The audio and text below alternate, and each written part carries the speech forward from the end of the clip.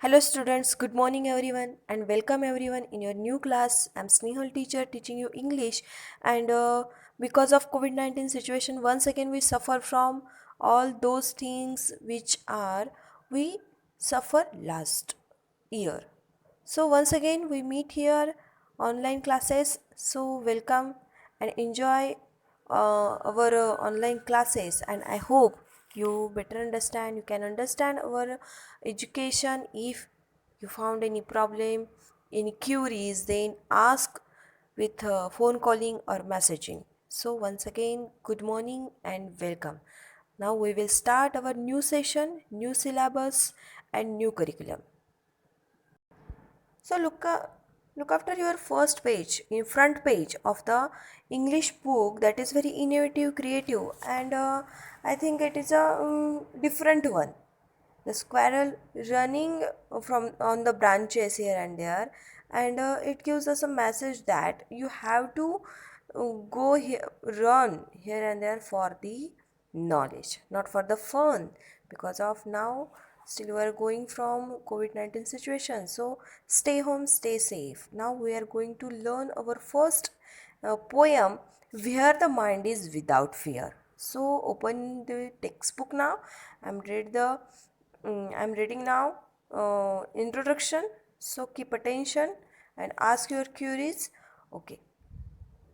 So, in our new curriculum, first poem is Where the Mind is Without Fear. So, this poem is written by Rabindranath Tagore, and he was born in 1861 and he died in 1941. So, Rabindranath Tagore was the author of Gitanjali, and its profoundly sensitive, fresh, and beautiful verse. He became the first non European to win the Nobel Prize in Literature in 1913. This poem is one of his vastly read and discussed poems. It was originally composed in Bengali and later he himself translated it into English. This poem is from his Nobel Prize winning anthology Gitanjali.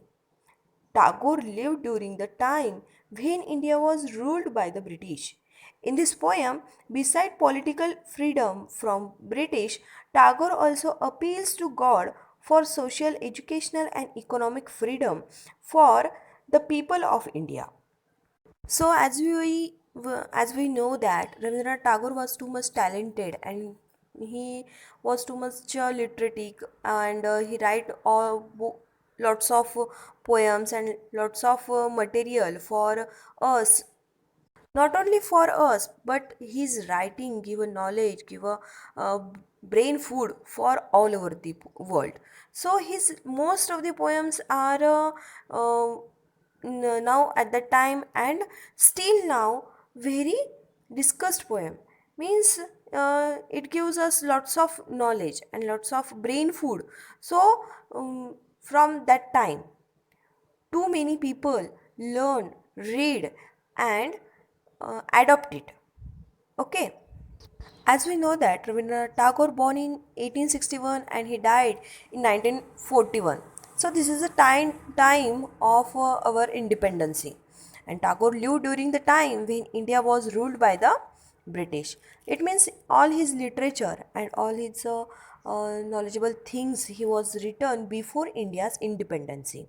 So in this poem and his all literature are about the ruled ruled by ruler, our ruler Britishers, and all their clumsy things which are followed by British to our Indians.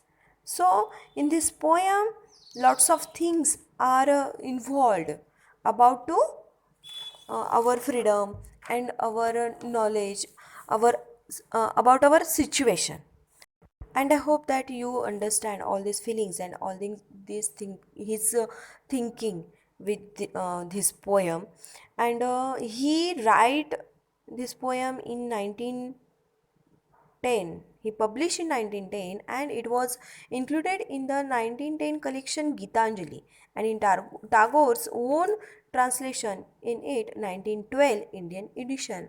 As we know that Bengali language is not a universal language, and first of all Rabindranath Tagore write all those things in Bengali, but later he write it in English because this is a universal language, and everyone knows about it. So for the he opened his knowledge for all over the world, and he did it in English in 1912.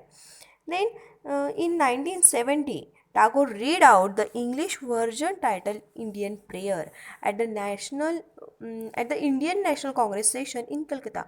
When Indian National Congress session start in Kolkata, then before starting, he read this poem, Where the Mind is Without Fear, as an Indian prayer. So all one is appreciate his work. Okay, during the address to the Indian Parliament in 2010. So when Barack Obama, the president of US, Barack Obama comes came in India 2010, he quoted all these lines. All he quoted the lines of this poem because everyone know, everyone accept, everyone appreciate for this poem and all his work. So I hope you understand about Rabindranath Tagore's these poems importance. Okay, keep attention. I am going to read this poem. Where the mind is without fear.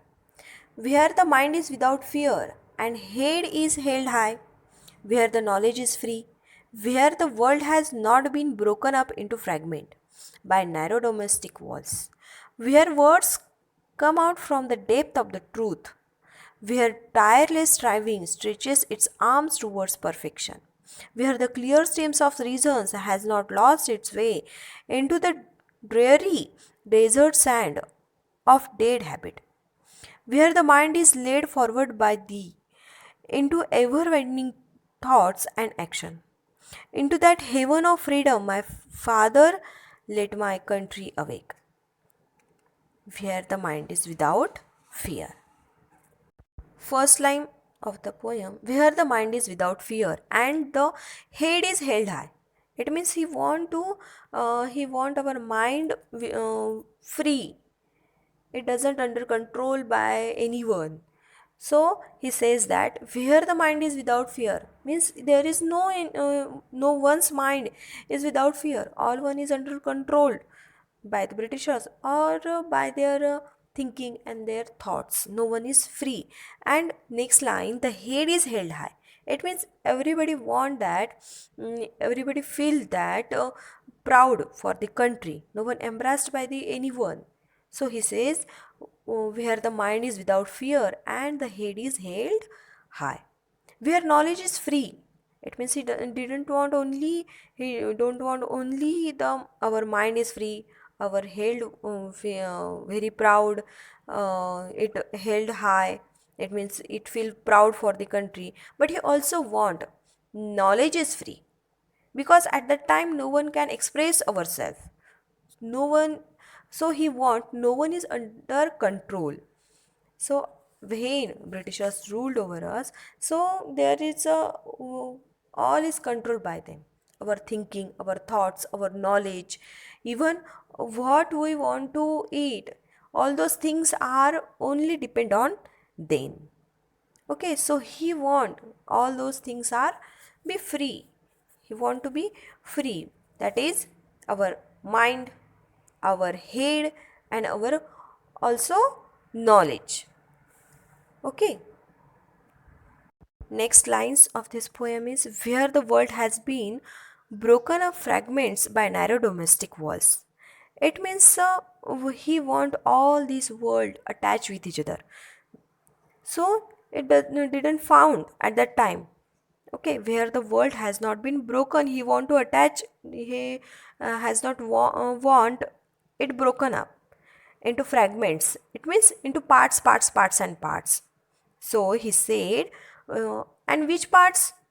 That is narrow domestic walls. And what is the narrow domestic walls?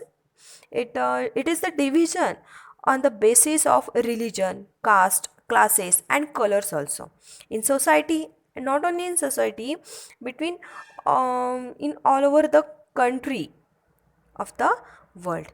At that time, it going on. Okay, so he wants all those things attached with each other. He didn't want fragments because of narrow domestic walls. Next lines of this poem, where words come out from the depth of the truth. It means true words are lost. Okay, where words come out from the depth of the truth, we always want to speak. We always spoke all truth. So all these words, true words, really true words are lost. The next one is where tireless striving stretches its arm towards perfection. Tireless striving means continuous efforts and struggling without taking break, without taking pause. We always try, struggle for our achievements. So all these arms are lost. So he says, he told, where tireless striving stretches its arm towards perfection. We have to take a lots of efforts and struggle for ourselves, for our society, and we have to go towards perfection. The next line, where the clear streams of reason has not lost its way. It means we our queries, our streams of reasons, it means our queries has not lost its way because of anyone, because of any other one who has not lost our real way.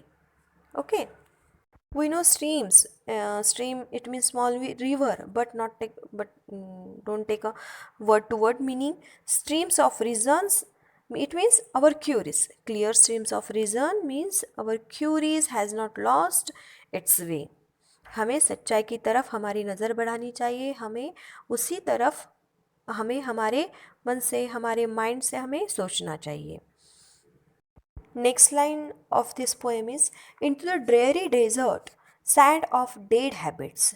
Dead habit means old traditional ritual and customs that are harmful.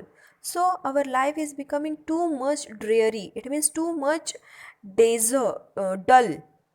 It's just like a desert sand. Okay, so don't follow all these rituals and customs, traditional rituals and customs which are harmful. It throw out from from ourselves, then from our family, then from our society and country, and it must to throw out from our world. So he says, he told us that into the dreary desert sand of dead habit. Okay, where the mind is led forward by thee. You know that thee is a archaic word. It means you. Okay, where the mind is led forward by thee. So here we didn't found that forward mind. It means all these rituals and customs we follow day to day life. Okay, so free and forward life is not, was not found.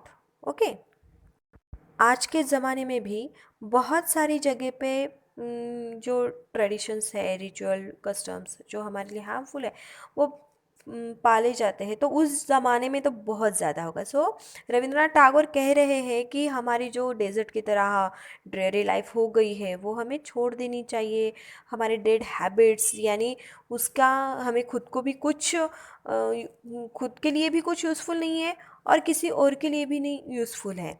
सो हमें हमारी सोच जो है वो forward बनानी चाहिए, जो हमें खुद ही बनानी है. ओके, सो कोई हमें फॉलो नहीं कर पाएगा जब हम हमें खुद को ही फॉलो करेंगे, जब हम हमारी सोच फॉलो करेंगे. So he told in those lines, where the mind is led forward by thee. Last lines of this poem is into ever widening thought and action. Into that haven of freedom, my father led my country awake. So, into ever widening thought, ever widening, it means forever broadening one's outlook. अब हमारे जो सोच है, विचार है, वो क्या होने चाहिए? ब्रॉड होने चाहिए, जिसकी वजह से हम एक्शन भी करेंगे, है ना?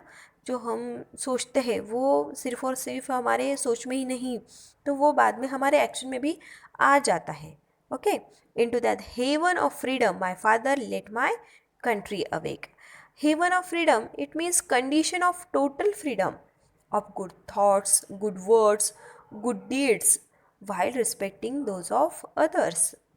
Okay, so we have to follow good things, good words, good thoughts, and good deeds. Just like my father, it means at that time you in the Europe Renaissance period is going on, and Renaissance throw all those things, bad habits, bad deeds, from his country. So he says, my father let my country awake. So as you did this work in your country, so please awake my country also. So I hope you understand this poem, and if there is any problem, there is any queries, so message me, and I will try to solve all your queries.